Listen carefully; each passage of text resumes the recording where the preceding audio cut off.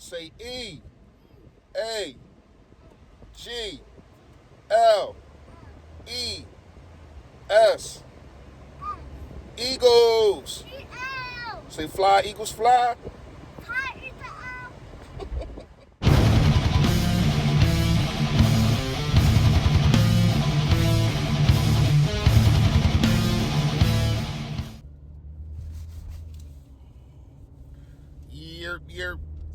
Yo, that, man. You know what it is. You know what it is. It's your boy Philly Fresh, a.k.a. the General, man. Listen, here reporting for duty. Listen, check it out. If you haven't done it, please make sure you hit that sub button. I appreciate it daily. It's also a little bell next to it. Notification gang. Yo, that gang, what's going on, man? Hit the like, hit the share button, all that, man. Need all that. Appreciate it in advance. Listen, first, we got some things to talk about. But first, I'm just going to get this out the way. I don't want Josh McDaniels. I don't even want to interview. I don't like what? Why?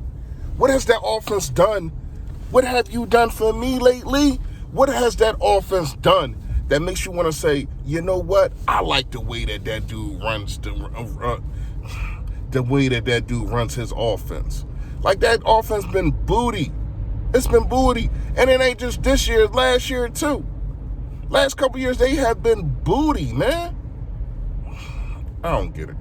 I don't understand it. I don't know if you just want to hear different sides or just different sides or different point of views, and you want to steal some ideas. Like, I don't know. But Josh McDaniels should not be on your list. First of all, I don't like Josh McDaniels anyway because he's one of the reasons why Frank Wright isn't here anymore. Remember, he was supposed to go to the Colts, bailed out on them at the last minute. So how do we know that you don't do that to us? And then we can miss out on a guy like Eric Bieniemy and say, nah, I'm cool. I'm cool, man. I wouldn't even want him as an OC. Like, I'm cool. I'm good. So let's get into it.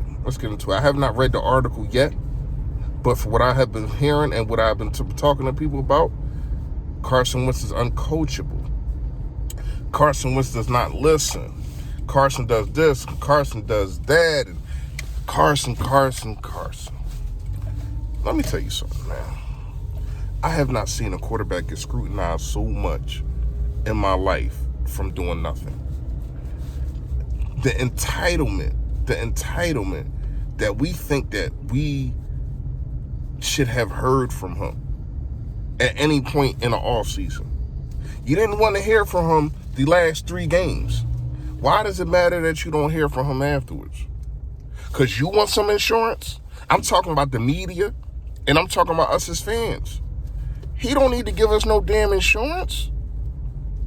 I mean, like I don't understand. Like why does the Philadelphia media and the Philadelphia fans just feel so entitled that it's like, man, Carson Wentz, you need to speak.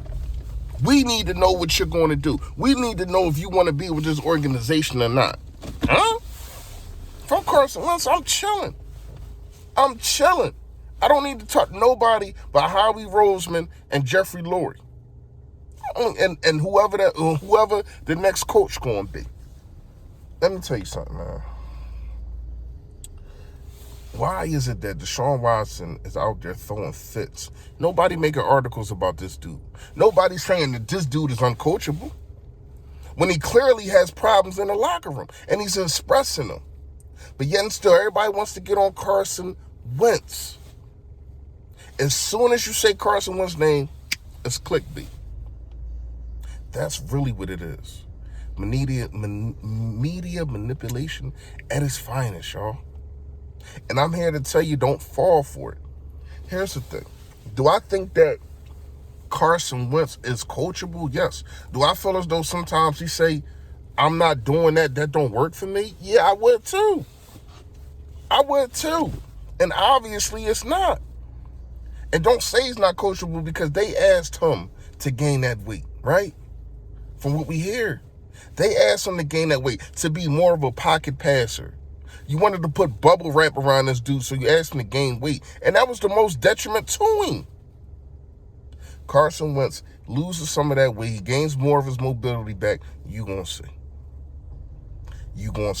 That was the dumbest.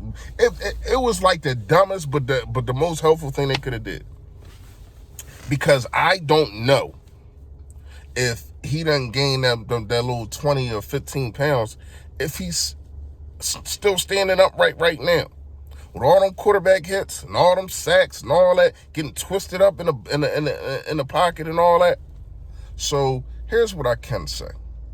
First, they're blaming Doug Peterson getting fired on Carson Wentz, basically saying that they picked Carson Wentz. Well, that's going to happen anyway.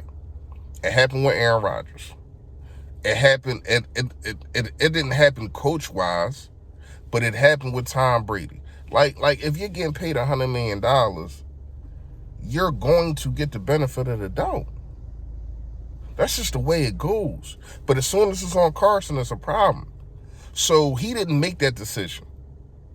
Howie probably did. But Jeffrey Lurie made that decision.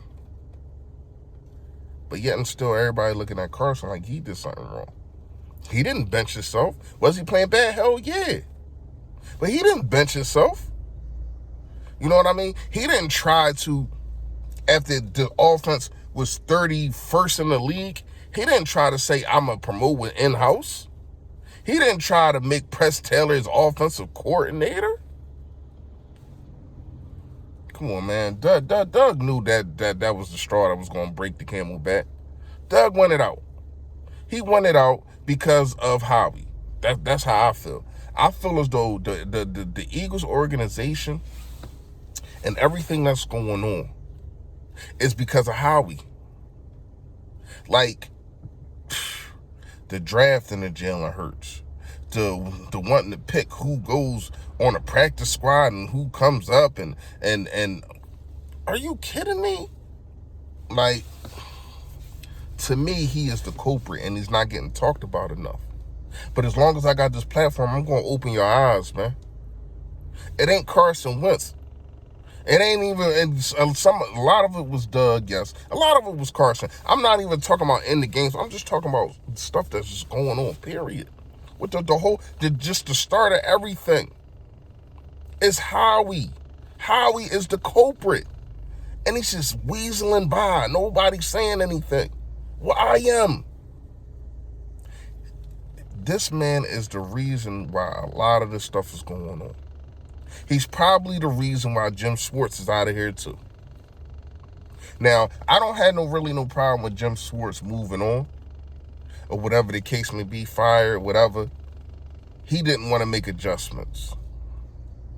But even though I think Jim Schwartz picked his players more than Doug Peterson did, it's certain things that Jim wanted that Howie would not give him. Once again, Howie, you are not the chef. Your ingredients, it doesn't have to be your ingredients how you want it. It has to be what your coaches want, not what you want. You ain't the chef. Come on, man. Like, until Howie figures it out that you need to step down, until Howie figures it out that you don't need to be picking players, you don't need to be an influence on who stays, on who goes on the practice squad and all. You don't need to be none of that.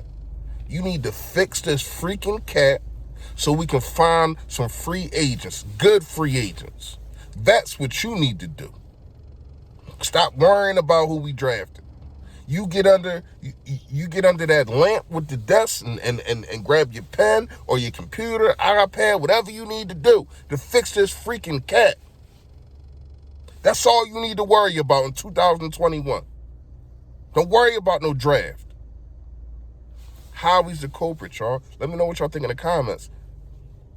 I said what I said, man. Yo, that.